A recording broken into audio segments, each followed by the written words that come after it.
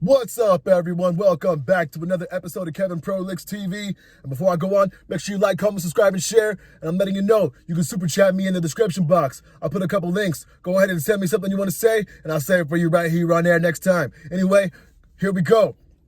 My wife went missing 2 years ago. She just came back, and she swears she never left. Okay. When Olivia disappeared, my life ended. I came home from work to an empty house. Her car was still in the driveway.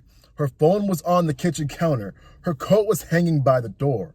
It was like she just disappeared out of the moment. But she never came back. For the next 2 years, I searched.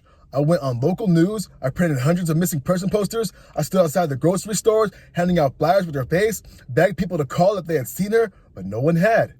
And then, last night, I came home and found her sitting at the kitchen table, like she had never left. I stood frozen in the doorway. My keys slipped from my fingers, clattering to the floor. She looked up at me, smiling like it was any other day. Hey, babe. My throat went dry. My chest tightened. I couldn't breathe. It was her.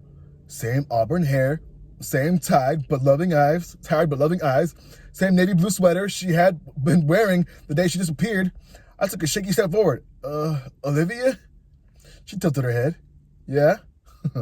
I swallowed, my body trembling. Where the hell have you been? Her smile faded. What do you mean? I grabbed my phone, fingers fumbling as I scrolled through my photos, my missing person posters, the articles, the police reports. I held the screen up to her. You've been gone for 2 years. Look. She took my phone and frowned. Then she flipped it around. The screen was blank. No photos, no posters, no trace of my desperate searching. Nothing. I grabbed the phone from her, shaking. I scrolled through my texts, my emails. Every single one of them was gone. She reached out and touched my hand. Babe, you're scaring me. I yanked away from her touch. This isn't real. You're not real. She just stared at me, expression unreadable. Then, in the softest voice, she asked, Did you stop taking your medication again? I barely slept that night. She crawled into bed beside me, warm and familiar, draped an armor over my chest. She smelled like she always had. She felt like she always had. But she wasn't supposed to be here. I stayed awake, staring at the ceiling, listening to her breathe. In the morning, I told her we needed to go to the police. She rolled her eyes but agreed. We sat in the station, waiting. My hands were clenched into fists. Olivia just looked bored, scrolling through her phone. The officer called us in. I stood. Olivia did it. Aren't you coming? I asked. She blinked at me. Why would I? I swallowed hard. Because you were missing, Olivia. She sighed and looked at the officer. He's been, struggling, she said softly, ever since my accident. My stomach twisted.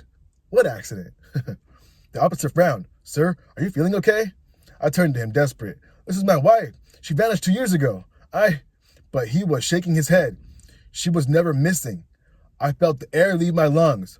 What? He tapped his computer screen, rotating it towards me. It was a hospital discharge report, my name, a date from 2 years ago, psychiatric hospitalization, schizophrenic episode, delusional disorder.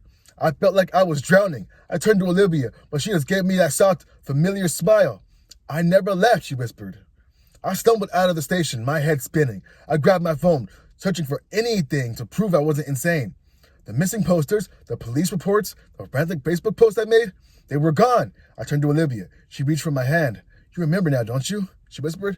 And for the first time I did. Flashes of memories.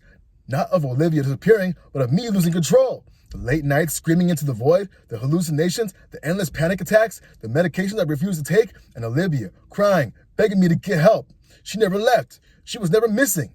I was the one who was gone. Wow. Oh boy, I hope you liked that one. Let's see some comments. Nice twist. I wasn't expecting that ending. I thought it was going to be supernatural, but this is much scarier.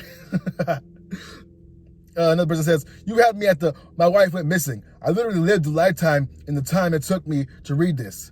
I was wrung out. Really, this is your calling. Another person says, love it. You fleshed that out a bit. If you flesh it out a bit, I think you can make this a great short story or novella. All right, one more. Excellent twist and really well written. Well done. And boom, there you go. I'm starting to read different types of stories. If you like this type of story, make sure you let me know in the comments. because I like scary stories, and I hope you do too. Anyway, this has been another episode of Kevin Prolix TV. I hope you like, comment, subscribe, and share. Don't forget to super chat me in the description box, and I'll catch you in the next one. Peace.